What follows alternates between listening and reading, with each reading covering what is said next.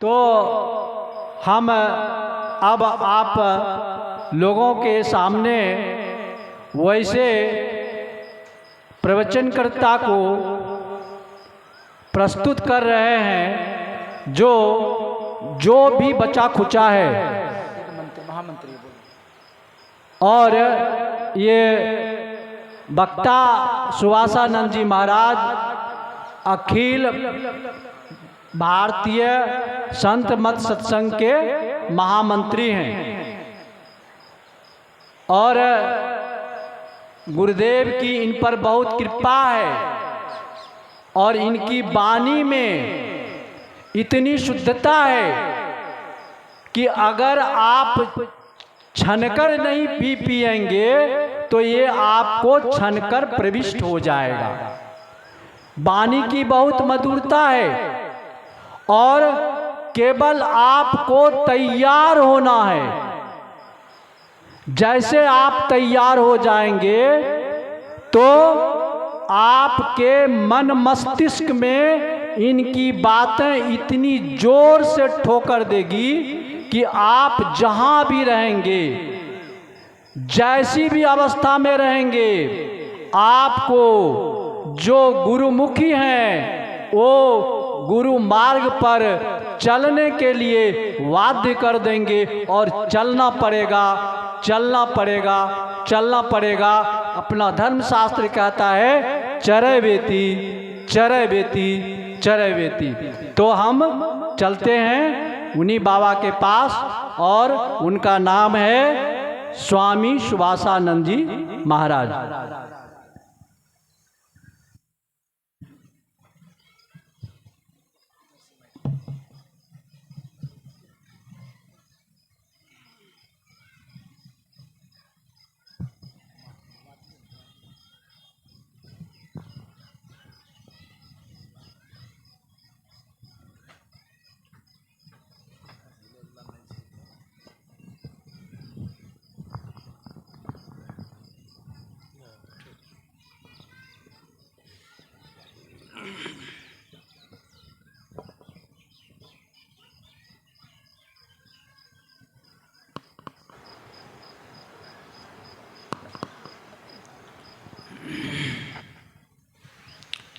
बोलिए श्री सद्गुरु।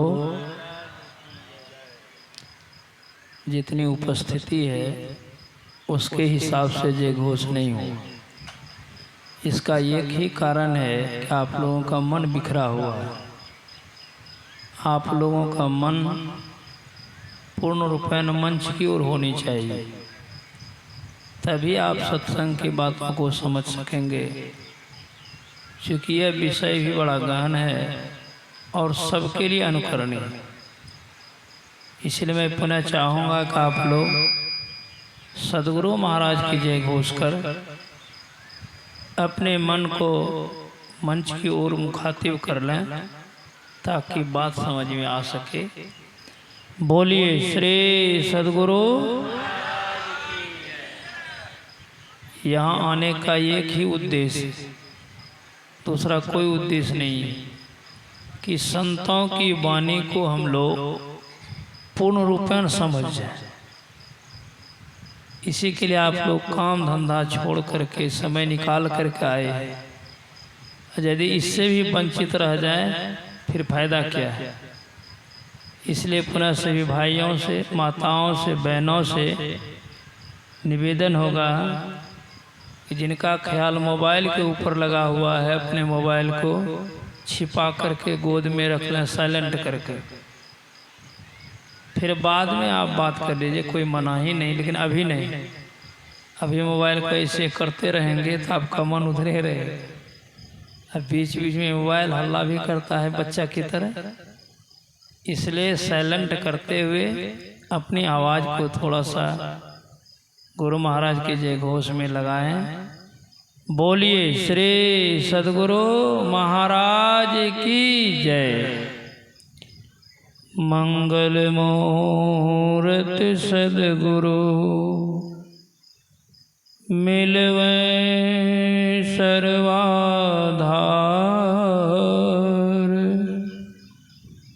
मंगलमय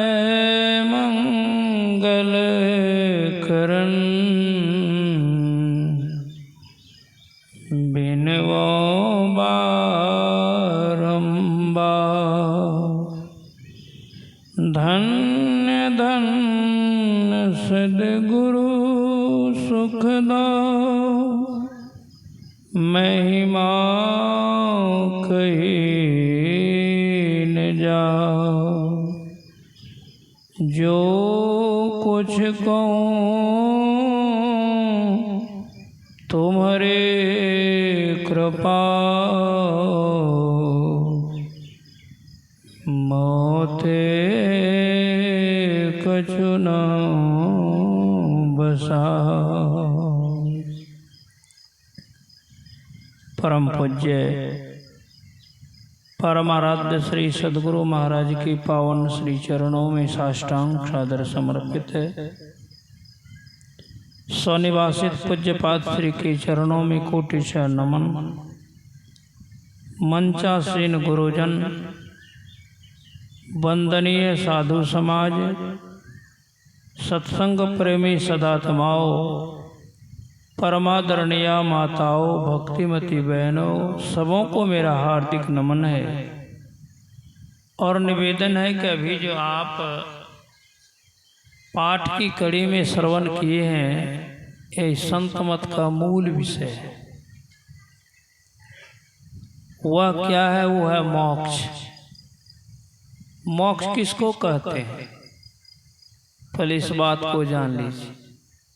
मोक्ष का शाब्दिक अर्थ होता है छुटकारा, छूट जाना। प्रश्न होगा कौन बंधा हुआ है? कोई बंधा है तब न छूटने की बात यहाँ आई। संत वाणी बतलाती है हम आप बंधे हुए। हम आप से मतलब हम आप शरीर नहीं है, शरीर ही हम लोगों के लिए जबरदस्त बंधन है। लेकिन इसी बंधन को हम सर्वस्व मान बैठे हैं। परम पूज्य गुरुदेव बाबा श्री साई स्वामी महाराज प्रसंगवश कहा करते थे, शरीर को मैं मानना सबसे बड़ा यह पाप है। जितने पाप इस संसार में सब पाप का ही बाप है। शरीर हम लोग नहीं, हम लोगों का शरीर। हम लोग कौन है? हम लोग जीव हैं और जीव परवश हो गया है। मानस की पंक्ति बतलाती है, परवश जीव सबस भगवंता, जीव अनेक एक श्रीकंता। यह परवश है, बंधन में है। बोलिए श्री सद्गुरु। भाई लोगों से निवेदन है कि थोड़ा सत्संग में बढ़िया से बैठिए। सिपाहा लगाने की जरूरत नहीं है, पैर फैलाने की जरूरत नहीं है, क्योंकि सत्संग में सभी देवी देवता लोग भी आते हैं। इसलिए पहले यहाँ बैठने के लिए सीखा जाता है। और जैसे तैसे बैठेंगे ना तब बात आपके अंदर में घुसेगी ही नहीं, सत्संग का रंग नहीं लगेगा। इसलिए थोड़ा सतर्क होकर के, सीधा होकर के, मुस्तैदी से बैठिए तो बड़ा मजा आएगा, आनंद मिलेगा, सुनने में मन लगेगा। एक ही बात नहीं है। तो संत महात्मा लोग कहते हैं कि इस जीव के ऊपर कौन सा बंधन है? आप कहेंगे शरीर का बंधन है। तो शरीर तो यूं ही छूटेगा। आज तक किसी का शरीर रहा है? नहीं रहा है। फिर इसमें परेशानी की बात क्या है? परेशानी की बात यह है कि साधारण मृत्यु में एक शरीर छूटता है, जिसको स्थूल कहते हैं, और शरीर रह जाता है जिस शरीर का नाम है सूक्ष्म, कारण, महाकारण और केवल। तीन जड़ और एक चेतन शरीर। और यह रहने के कारण फिर कर्मानुसार स्थूल शरीर हो जाता है। चाहे गधा का मिले, कुत्ता का मिले, यही जीव सब शरीर में जाता है। जितने प्राणी हैं सब के अंदर में यही जीव है। इसी को कर्मानुसार शरीर बदल बदल करके मिलता, जैसा कर्म बनता है वैसा मिलता है। ये जब तक रहेगा, लाख प्रयास करेंगे, मुक्ति नहीं मिलेगी। इसीलिए संत लोग कहते हैं इस सब शरीर से आप ऊपर उठ जाइए। ऐसी मुक्ति खोज सबकनी को है। संत वाणी बतलाती है मुक्ति मुक्ति सब खोजत है, एक दो की बात नहीं है। प्राणी मात्र मुक्ति चाहते हैं। कहो कहाँ को पाए जी, कहाँ मुक्ति मिलेगी? मुक्ति को हाथ वो पाँव नहीं, किस भांति से दिखलाइए जी। हाथ पाँव हम लोगों के जैसा नहीं है जो आपको दिखाया जाए, बताया जाए। तब मुक्ति क्या है? ज्ञान ध्यान की बात बूझ ही लीजिए, या विधि मन को खूब समझाइए जी। पलटू मुए पर किन्न देखा, जीवत ही मुक्त हो जाइए। मरने के बाद किसने देखा है? आज तक जो भी मर करके गए कहने के लिए आए हम मुक्त हो गए, किसी ने नहीं देखा। और मरने पर मुक्ति होती ही नहीं है, बिल्कुल दुरुस्त बात। जितने संत भगवंत सदग्रंथ, एक की बात नहीं, सबों का यही कहना है। जैसा अभी सुन रहे थे, पिंड पाते न या मुक्ति सा मुक्तिर्न तो मन्यते, देहे भ्रमत्त माया ते जलानांग सेन्द्वंग था, अनन्यतांग यदा याति तदा मुक्त स उच्यते। अर्थ भी सुने हैं कि मरने पर जो मुक्ति होती वो मुक्ति नहीं है। स्वाभाविक है, प्रश्न होगा तब मुक्ति क्या है? जीते जी साधन विशेष द्वारा यह जीव जब पी में मिलकर के एकम एक हो जाता है तब मुक्ति होती है। अब साधन विशेष क्या है हम आप जानबे न करते हैं। जानते हैं कोई साधन विशेष को? नहीं जानते। जब तक साधन विशेष नहीं जानेंगे तो मुक्ति होगी ही नहीं, सभी शरीरों से छुट्टी मिलेगी ही नहीं।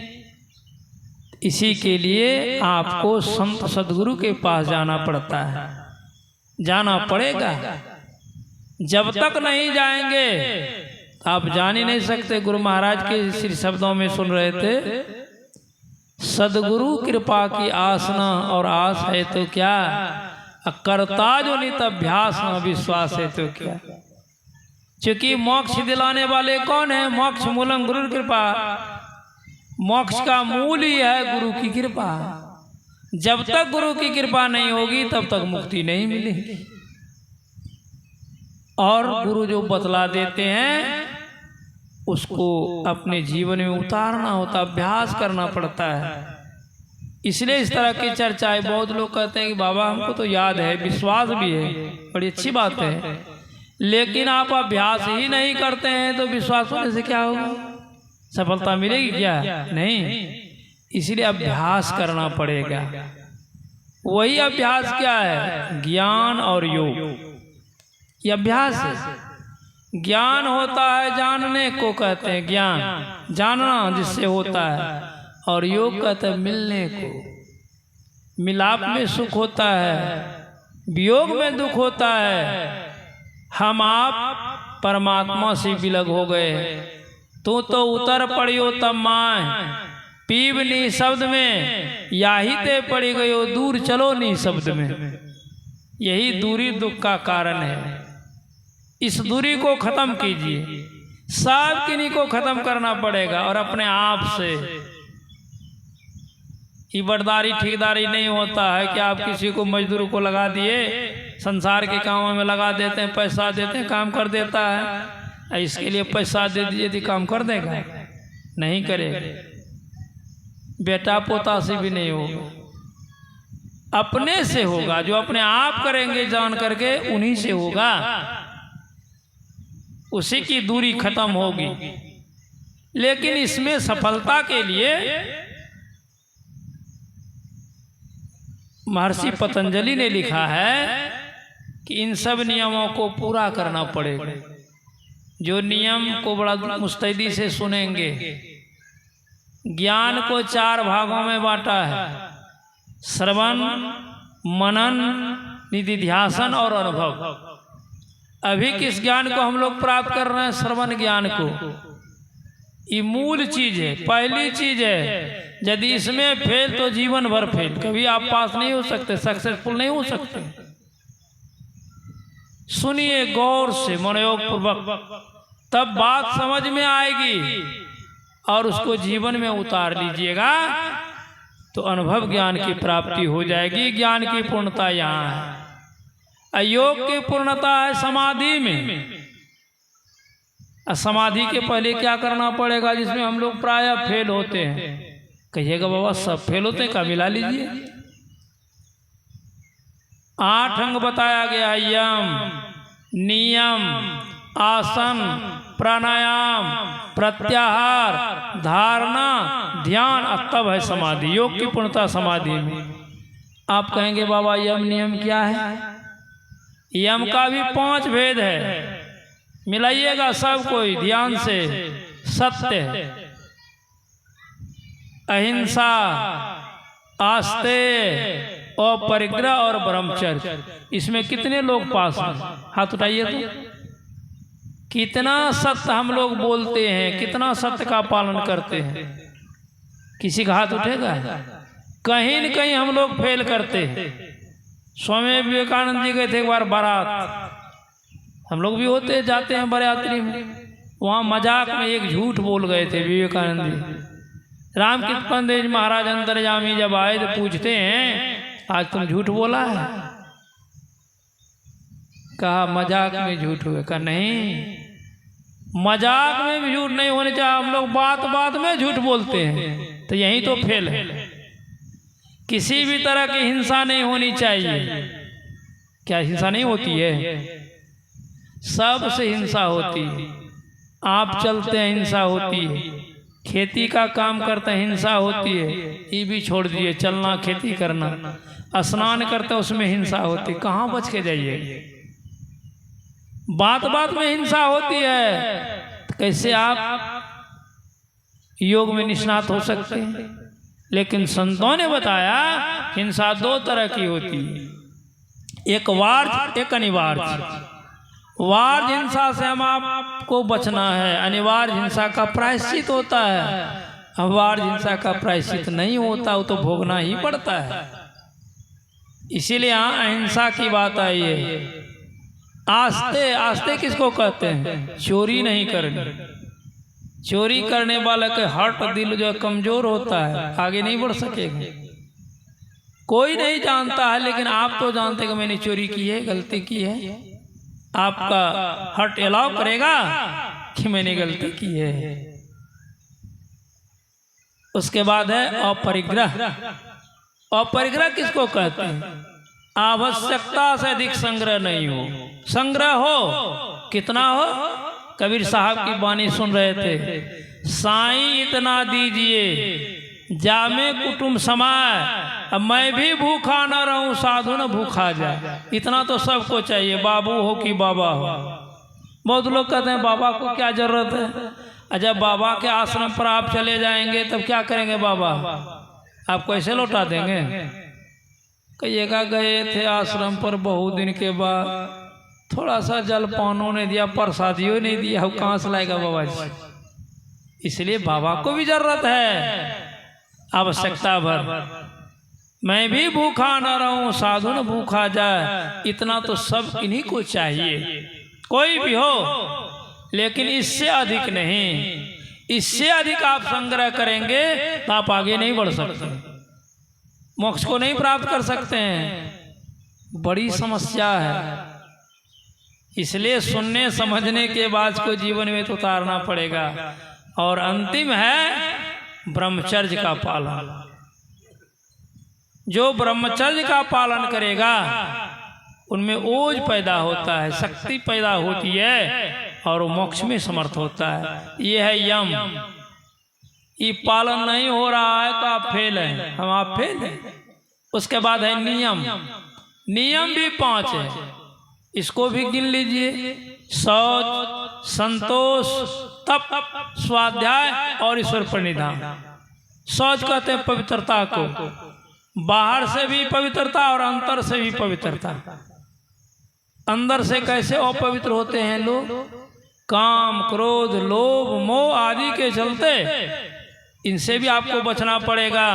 और शरीर को, वस्त्र को, आसन बासन को साफ रखना पड़ेगा, तभी आपका मन शुद्ध होगा, तभी आप उस तरफ बढ़ेंगे।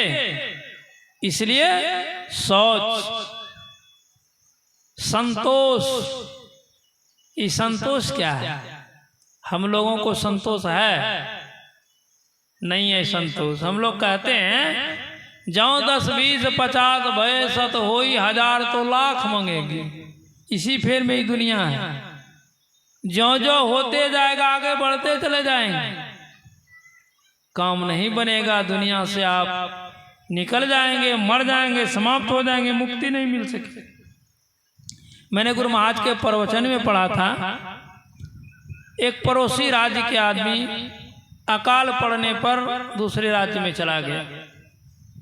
उसने कहा यहीं रह करके मैं बिजनेस करूंगा, दुकानदारी करूंगा। तो राजा से कहा कि महाराज मैं पड़ोसी राज्य से आया हुआ हूँ, वहाँ अकाल पड़ गया है, इसलिए मुझे थोड़ा सा जमीन दे दीजिए। वो कहते हैं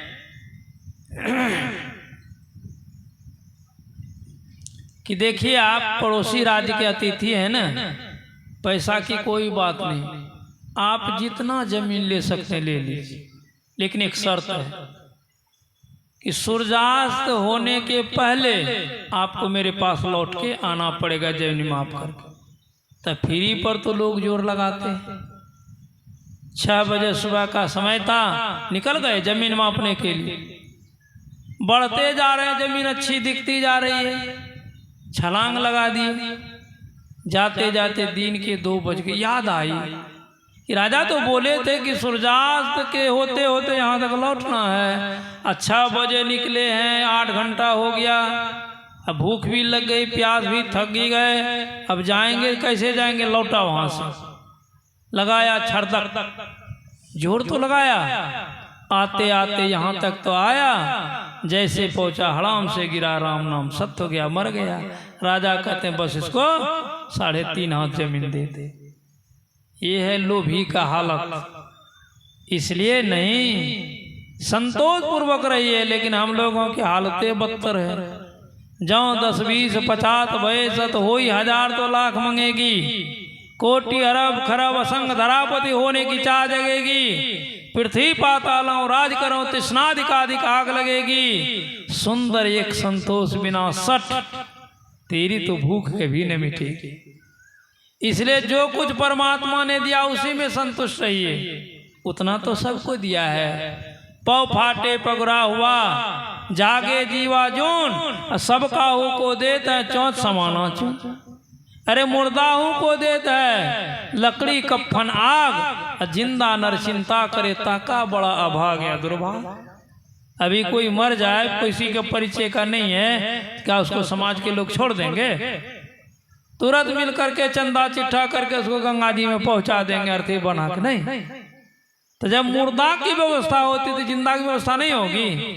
लेकिन हम लोग इसी के फेर में रहते हैं, और हो जाए और हो जाए और हो जाए, संसार से चले जाते हैं। संतोष पूर्वक रहिए।